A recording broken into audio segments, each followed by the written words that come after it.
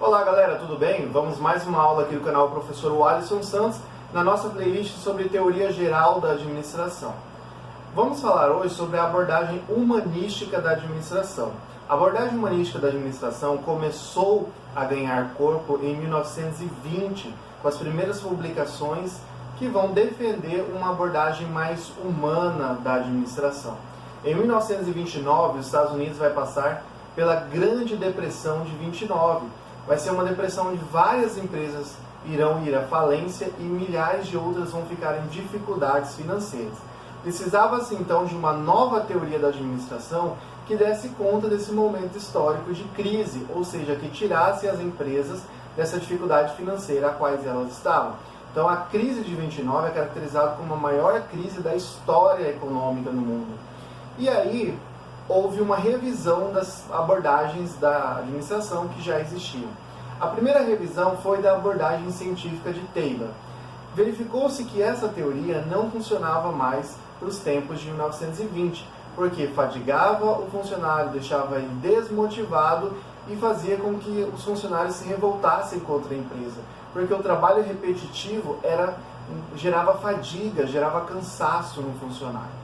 Aí revisou-se a teoria de Fayol, ou seja, da abordagem clássica da administração de Fayol, e verificou-se que ela fazia com que houvesse uma separação entre o alto escalão das empresas e o operacional. É como se o alto escalão da empresa se sentisse tão importante que não precisava da parte operacional. E outro problema dessa teoria era considerar que a parte operacional não poderia dar ideias para a parte administrativa da empresa, porque o operacional ele pode vir surgindo como uma fonte de ideias, uma fonte de inovação para a empresa.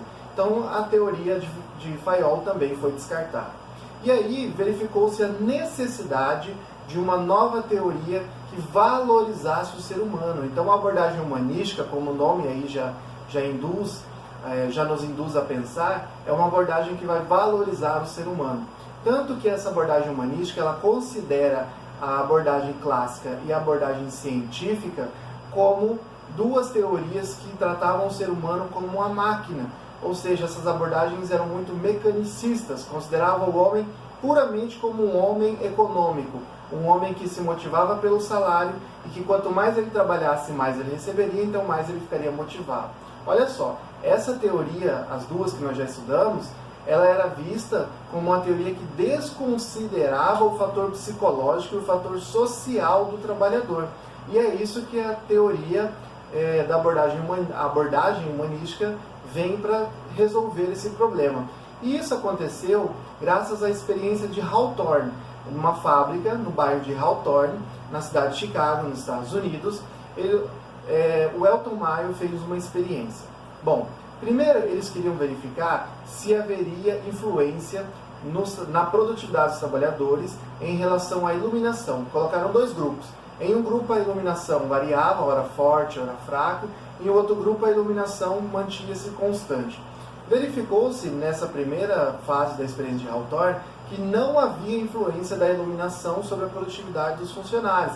Mas o que eles descobriram na primeira fase de Hawthorne foi que o fator psicológico influenciava muito mais do que os fatores físicos.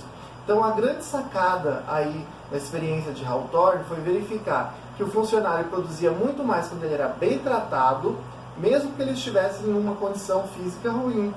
E o funcionário que estivesse numa condição física boa, mas fosse maltratado, esse teria sua produtividade reduzida. Ou seja, o fator psicológico é preponderante ao fator físico. O funcionário prefere trabalhar numa empresa com estrutura ruim, mas onde ele é bem tratado, do que trabalhar numa empresa com uma estrutura fantástica, mas ser maltratado. Ou seja, o fator psicológico é mais importante do que a estrutura física da empresa onde o funcionário trabalha. E aí a experiência de Hawthorne evoluiu. Dessa vez eles colocaram em dois grupos. Um grupo, eles tinham ali uma gerência, uma liderança mais democrática, e no outro grupo uma liderança tradicional.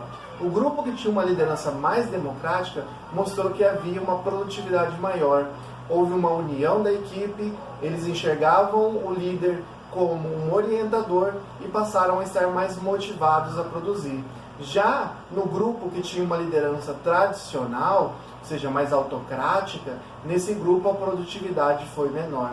Então nós podemos, em resumo, dizer que a abordagem humanística da administração enxerga a importância de tratar o homem de uma forma mais humanitária, que é o homem social da teoria da abordagem da administração humanística. Espero que vocês tenham gostado. Na próxima aula iremos falar sobre a abordagem neoclássica da administração. Não se esqueça de se inscrever no canal. Conto com todos vocês. Até na próxima aula. Tchau, tchau, galera!